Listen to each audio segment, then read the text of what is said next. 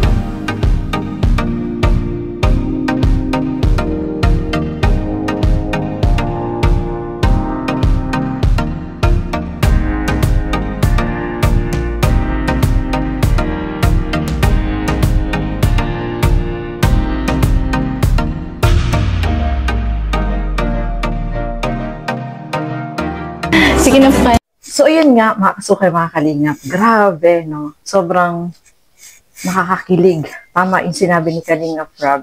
Simula't simula pa lang, talagang sobrang nakakakilig po sila, no? Yung kanilang mga tinginan, grabe, nakakatuwa. Grabe, sobrang may in love ka sa kanila. Di ba? Feeling mo in love ka rin, mga kalingap. At sobrang masaya, no? Habang pinapanood natin yung video ay sobrang masaya po tayo, mga kasukay, mga kalingap. At eto pa, nabubuking tuloy itong si Kalingap Edo dyan, no? Na sabi niya dyan is, gusto daw niya makita si Viancy. Akala ni Viancy is, yung message na yun, eh, pupunta pala itong sila Kalingap Edo dyan sa bahay nila. So, nabisto tuloy siya doon sa kanyang message dito kay Viancy, mga kalingap, no? Sobrang sweet po nila, no? Yung mga tinginan nila dyan ay nako, grabe, talagang iba yung tinginan nila, no? At basta, hindi ko ma-explain, no? Basta pinapanood ko po sila, sobrang masaya ako, no? Pakiramdam ko talagang in love din ako habang pinapanood po ito, mga kasukay, mga kalinga. Kayo rin po ba? Ganun din po ba kayo? Sobrang kinikilig din po ba kayo? Sobrang na-in love din po ba kayo? Grabe, no? Talagang iba po talaga habang pinapanood mo sila. Ay grabe, sobrang kinikilig tayo, na-in love tayo. So, nawawala yung ating problema. Nakapagbigay sila ng saya sa atin. At the same time, nawawala yung problema natin habang pinapanood po yung mga videos nila, no, mga kasukay, mga kalingap. At eto nga, kinausap din po dyan ni Kalingap Rob, itong mama ni Viancy. Humingi siya ng pasensya dahil natigil nga itong pagpapagawa ng bahay. At ang maganda dito sa kailang nanay, no, kay mama ni Viancy at sa family niya, nauunawaan nila na kung natigil man is naiintindihan naman po nila. Nakakabilib itong pamilya nila Viancy. Nakita naman po ninyo, no, di ba nagbagyo, nasira yung kanilang bubong, nabasa. Kinabukasan, agad inayos po nila, no. At yung ginamit nila doon na para dun sa bubong, ay nagbenta sila ng baboy, no, mga kasuke, mga kalingap. So, nakakatuwa, no, yung family nila. Naintindihan nila kung napatigil man itong bahay. Kasi, ano naman natin, syempre, sa financial talagang, mahirap po talaga magpatayo ng bahay, no. Sabi nga ni Kalinga Frab, ito naman ay kakayanin at matatapos naman po. Kaya naintindihan naman po natin. At walang dapat na sisihin po dito, mga kasukay, mga kalingap, no? Iwasan po natin yung mag-bash, no? Yung mga negative na sinasabi, no?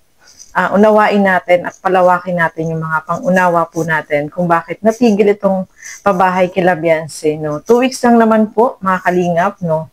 Malay natin, pagbalik nun, talagang tuloy-tuloy na po yan. At syempre, yung magiging mas maganda ang kalalabasan itong bahay nila Beyonce, mga kalingap. So, nakakatuwa, no? Yung family ni Beyonce ay talagang matulungin, no? Kahit si Beyonce, no? Nagulat si Kalingap Rob dun sa sinabi ni nanay na ito si Beyonce pala ay kapag mayroong mga nakikita siya na karapat-dapat na tulungan, ay tumutulong din po siya kahit sa mga simpleng sa pagbibigay ng pagkain, no? Grabe! Sobrang nakakatuwa po siya, no, mga kasukay, mga kalingap. May puso din po siya ng paglingap. Kumbaga, na-adapt din niya yung ginagawang pagtulong sa kanya at tumutulong din siya sa iba. At isa pa dito, no, may nanghihingi din na pumupunta din sa bahay nila, yung dating eskwelahan na pinasukan ni Beyonce, nag-solicit din sa kanila. So, syempre, si Beyonce, hindi naman po yan hindi, no? Kahit na yung tulong na ibibigay nila ay napakalaking bagay na po yun, no? Kasi alam naman natin, kumbaga, tinutulungan itong si Beyonce. At the same time, nakakatulong din po siya sa iba. Yun ang maganda po doon, mga kalingap. Kaya, sobrang nakakabilib itong family nila, no? Na tunutulungan sila, pero tumutulong din po sila sa iba. So, ituloy pa po natin. Hindi pa po ako nakapag-inis sa bahay. Sige lang. Kahit saan naman, okay. Laki na lang po din makalat. Naintindihan ko. Marami kasi kayo. Grabe. Salamat sa pag-asikaso kanina. Wala po yun. Kaka-inlove ka talaga. Wala po yun. Kulang pa nga po yun yung mga sakripisyo nyo sa amin. Nahiya na nga po ang kinakuya Rab. Bakit naman? Kasi po, yung nagka-problema pa po dun sa pabahay. Hindi ko naman po inaasahan na ganun yung mangyayari. Simple lang naman po talaga yung yung gusto ko po sana yung sabi ko po sa first vlog na gusto ko lang po makalipat pero po yun pwede po inaasa na malaki po yung papagawa po sa amin. Nakakahiya na po kila Kuya lang.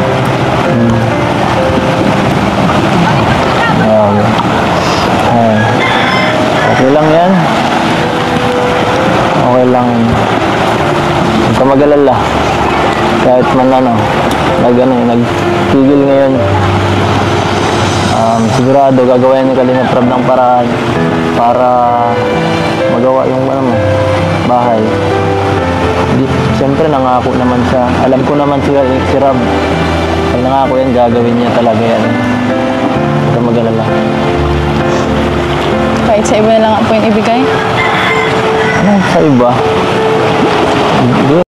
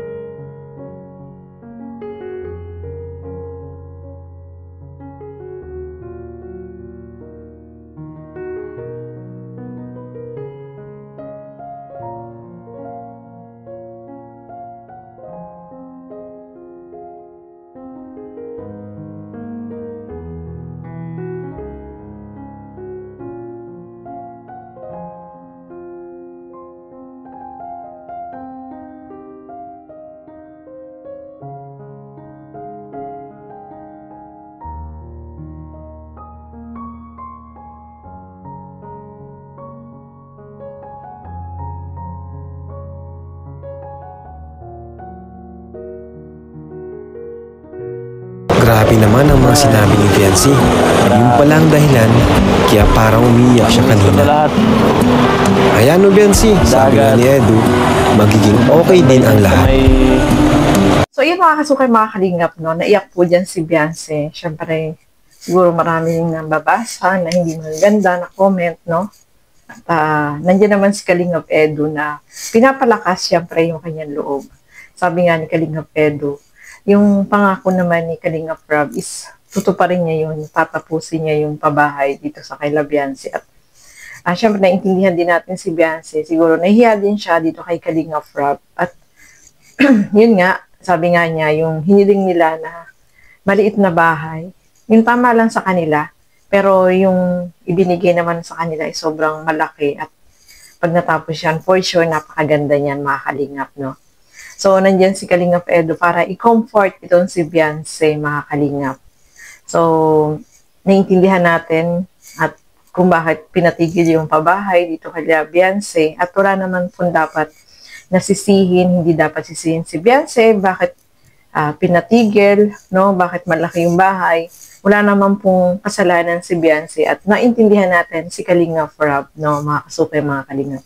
At syempre, nandyan po yung mga sponsor ni Beyonce, no? Hindi naman po siya pababayaan ng mga sponsor. Maraming nagmamahal na sponsor sa kanya at gusto pa nga ng mga sponsor is mas lalong mapaganda pa itong bahay nila Beyonce. O, diba? So, kaabang-abang po yan, mga kalingap. At thank you. At nandiyan si Kalingap Edu na kino-comfort itong si Beyonce, no? Kita mo sa mukha ni Kalingap Edu yung pag-aalala din dito kay Beyonce nung bigla siyang umiyak, mga kalingap. So, ayan. Grabe, no? Hopefully, itong pabahay dito kay Beyonce ay after 2 weeks ay mapagsimulan na muli, no? Mga kasukay, mga kalingap. So, ayan, maraming salamat po sa inyong panonood at lagi po natin supportahan lahat ng mga Kalingap partners and Kalingap reactors.